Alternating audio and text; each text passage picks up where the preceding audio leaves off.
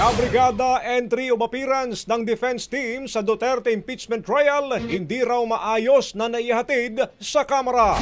Brigada Haji Caaminyo, ibrigada mo! Brigada!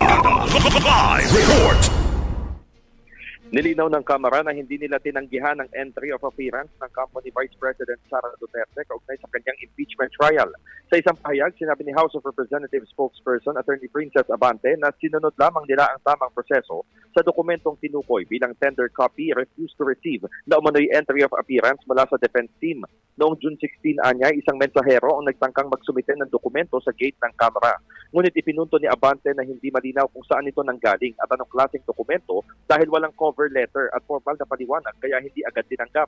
Paliwanag ng tagapagsalita, walang masamang intensyon dito at hinanap lamang ang tamang pagkilala sa dokumento kaya kung sinabi lamang agad na entry of appearance ay naiproseso na sana ng maayos.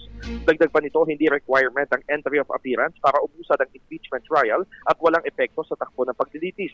Nakiusap naman si Abante sa tagapagsalita ng Senado na huwag lituhin ang publiko at huwag gawing dahilan ng clerical detail upang ipasa ang sisi sa Kamara.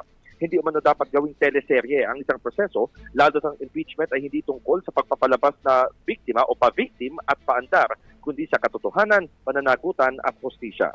In the heart of changing lives, ako si Brigada Haji Caaminyo ng 105.1 Brigada News FM Manila, the music and news authority. Brigada Balita Nationwide. Ang bahaging ito ay hatid sa atin ng Yummyvit ES2 Oral Drops. Simulang tuparin ang pangarap ng iyong anak. And stunting now,